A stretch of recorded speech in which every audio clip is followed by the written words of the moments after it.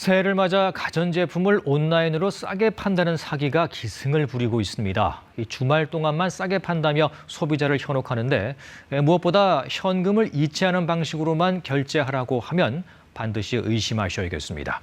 시청자와 함께 만드는 뉴스 제보 김혜주 기자입니다. 15년 써온 냉장고를 새 걸로 바꾸려던 A씨. 온라인에서 특가 상품을 발견했는데 카카오톡으로 우선 재고 문의부터 해달라는 안내가 붙어 있었습니다. 메시지를 보내자 한정된 할인 물량이 초과됐다. 남은 재고는 옥션에서 현금 결제로만 판매하고 있다며 계좌이체 사이트 주소를 보내왔습니다. 그게 미끼였습니다. 카톡방이 닫혀버렸어요. 프로필이 초기화되었습니다. 이렇게 카톡 이름이 변해버린 다음에 전혀 연락이 되지 않았습니다. 강서은 씨도 같은 수법에 당했습니다. 현금을 이체한 뒤 찝찝한 기분에 환불을 요청하자 대화가 차단됐습니다. 안내받았던 사이트는 가짜였습니다. 좀 이상해서 제가 제 아이디 아닌 무작위 아이디를 넣어도 다 링크해서 이렇게 결제하기 창으로 넘어가더라고요. 새해를 맞아 이런 피해가 속출하고 있습니다. 특히 은행 등이 문을 닫는 주말에만 반짝 사이트를 열었다가 평일이 되면 잠적하는 시기입니다.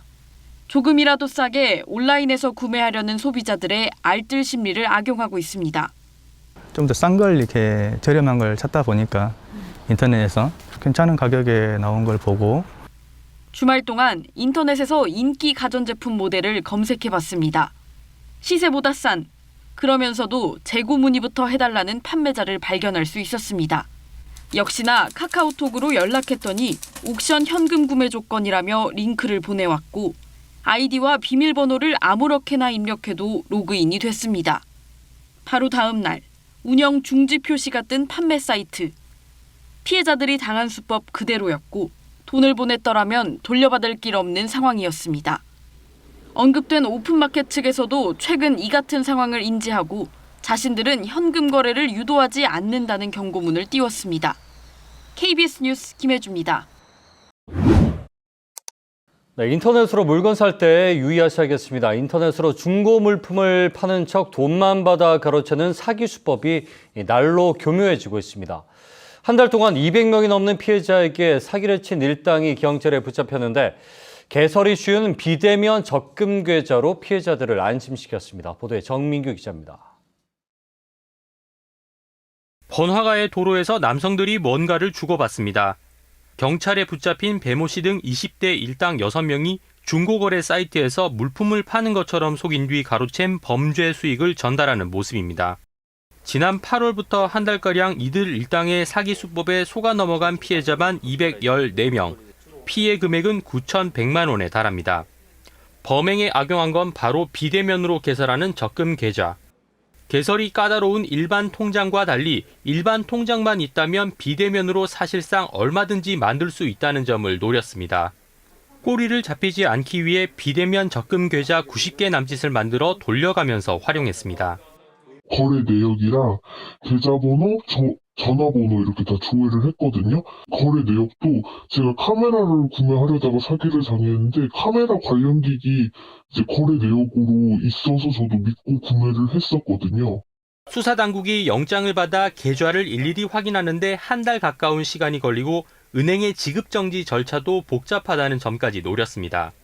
계좌를 보내기 전에 인증을 받는다든지 아니면은 조금 더 대화를 하고 실제로 물건이 있는지 영상으로 확인한다는 등의 방법을 걸쳐야 됩니다.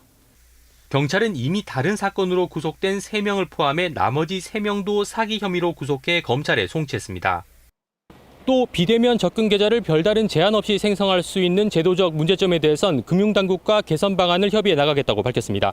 KBS 뉴스 정민규입니다. 사회적 거리두기 해제 이후 각종 공연이 재개되고 있습니다. 유명 가수 콘서트 입장권이 판매 시작 몇 분 만에 매진되는 등 일부 공연의 표 구하기는 하늘의 별 따기가 되는데요. 그러다 보니 온라인 중고 시장에는 정가보다 훨씬 높은 금액으로 되팔거나 사기 거래하는 사례까지 생겨나고 있습니다. 안혜리 기자의 보도입니다.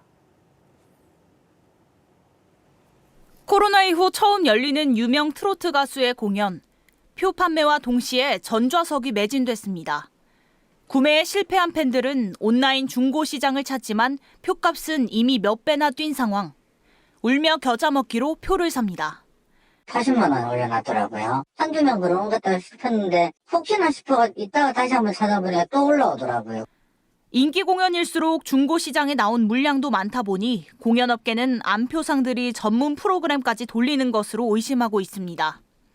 검색만 하면 실시간으로 올라오는 중고 티켓을 쉽게 찾아볼 수 있습니다. 적게는 기존 가격의 2~3배부터 많게는 10배 이상 가격이 뛴 경우도 있습니다. 하지만 현행법상 온라인 중고 시장의 안표는 처벌 규정이 없습니다. 안표 기준이 모호하다는 이유에서입니다. 사실상 무법지대로 방치하다 보니 사기 거래도 활개칩니다. 제가 많이 좀 너무 쉽게 생각하고 큰 돈을 냈구나 하는 피해자 마음을 이용해가지고 돈을 더 뜯어가가지고 300만 원 뜯긴 사람이 있는데. 전문가들은 온라인 중고 시장이 안표 유통 경로로 악용되는 점에 대한 대응 체계 필요성을 강조합니다. 블록체인을 활용해서 유일하게 그 번호의 표가 한 장이게끔 한다든가 아니면 암 거래되는 그런 표들을 적발해서 선제적으로 막는다거나. 경찰은 가급적 직거래로 표를 사고 판매자의 사기 이력 등도 확인해야 한다고 조언합니다. KBS 뉴스 안혜리입니다. 중고 물품을 인터넷을 통해 사고 팔 때 판매자와 구매자 사이 안전거래를 유도해놓고 대금을 가로채는 일이 잇따르고 있습니다. 인터넷 거래 때 외부 링크로 송금을 요청하는 것은 사기로 이어질 수 있어 반드시 주의가 필요합니다. 박기원 기자입니다. 창원에 사는 A씨는 중고 물품 거래 앱인 당근마켓에서 가방을 사려고 판매자에게 연락했습니다. 70만 원대의 고가 제품이어서 직거래를 요구했지만 판매자는 안전거래를 제안했습니다. 병간호를 하러 와서 가방은 지금 볼 수는 없다는 식으로 이야기를 하더라고요.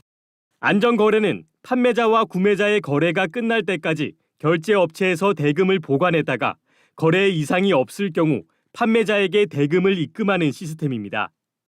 판매자는 당근마켓 채팅창이 아닌 문자 메시지로 A씨에게 안전결제 링크를 보냈습니다. 입금 정보에 나와 있는 예금주는 주식회사 네이버페이였습니다. A씨는 네이버페이여서 안전하다는 말을 믿고 68만 원을 송금했습니다. 하지만 A씨는 이튿날 판매자가 연락이 두절되자 사기가 의심돼 은행과 경찰에 신고했습니다. 조사 결과 판매자가 가짜 안전거래 링크를 만든 것으로 확인됐습니다. 네이버 측은 입금자 명에 네이버페이가 들어간 가짜 안전거래 사기가 잇따르고 있다며 주의를 당부했습니다. 네이버페이 결제창을 모방한 결제창으로 결제를 유도하는 전형적인 사기 수법이고 네이버페이는 가맹점이나 특히 개인에게 개별 결제 링크를 제공하지 않으니 당근마켓 측은 외부 링크를 보내는 것은 사기에 해당된다며 채팅창의 송금 기능을 이용해달라고 말했습니다. 경찰은 A씨의 거래 내역과 가짜 안전거래 링크를 확보해 판매자를 추적하고 있습니다. KBS 뉴스 박기훈입니다.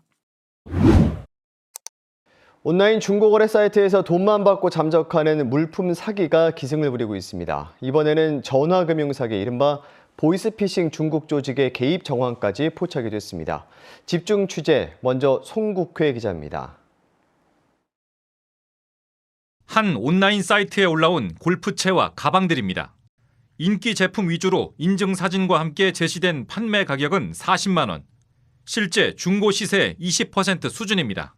40대 남성은 안전 결제 사이트로 알고 의심 없이 제품을 구입했습니다. 하지만 입금을 하자 판매자는 추가 수수료를 요구하기 시작했고 결국 물품도 건네주지 않았습니다. 다시 수수료 1,000원이 모자라니까 다시 40만 1,000원을 입금해달라고 다시 요구합니다. 20대 소비자도 비슷한 피해를 봤습니다. 또 다른 중고 거래 사이트에서 중고 TV를 사려고 20여만 원을 송금했지만 제품을 받지 못했습니다. 만약에 잘못된다면 플랫폼 쪽에서 도움을 줄 수 있을 거라고 생각을 했거든요. 이 아이디와 계좌로 사기를 당했다며 경찰에 신고한 피해자는 130여 명, 피해 금액은 5,800여만 원이 넘습니다. 경찰 수사 결과 이들이 이용했던 안전 결제 사이트는 가짜였던 것으로 드러났습니다. 송금 계좌 역시 과거 사기 의심 신고가 접수됐던 동일 아이디 소유로 조사됐습니다. 경찰은 인터넷 접속 기록과 계좌 추적을 통해 중국에 서버를 둔 보이스피싱 일당의 조직적 소행으로 보고 수사를 확대하고 있습니다. KBS 뉴스 송국혜입니다. 네, 보신 것처럼 코로나19로 비대면 중고거래가 활성화되면서 그만큼 사기 피해도 늘고 있는데요. 이 중고거래 사기를 예방할 수 있는 방법, 이어서 정진규 기자가 정리했습니다. 인터넷 중고물품 거래 도중 사기 피해가 의심된다면 가장 먼저 경찰청 사이버수사국 홈페이지 또는 휴대전화 애플리케이션 사이버캅에 접속하는 게 좋습니다. 휴대전화 번호나 계좌번호만으로도 사기 신고를 확인할 수 있기 때문입니다. 판매자가 전화번호를 알려주지 않고 1대1 채팅만 요구하는 경우엔 직거래를 하는 게 좋습니다. 거리가 멀어 직거래가 불가능하다면 안전결제 사이트를 이용해야 합니다. 다만 최근에 가짜 안전결제 사이트를 만들어 입금을 유도하는 경우가 많은데 이 경우 구매 금액뿐만 아니라 개인 금융정보까지 유출될 수 있어 주의가 필요합니다. 판매자가 보낸 안전거래 사이트의 예금주에 개인 이름이 적혀 있다면 사기일 확률이 높습니다. 실제 안전거래 사이트 예금주명에는 법인명 혹은 판매자가 아닌 구매자 이름이 기재됩니다. 의심스러운 안전결제 사이트 주소를 받았다면 경찰청 사이버캅 앱을 통해 진위 여부를 확인할 수도 있는데 가장 확실한 사기 예방 방법은 거래 전 본인이 직접 확인한 안전거래 사이트를 사용하는 겁니다.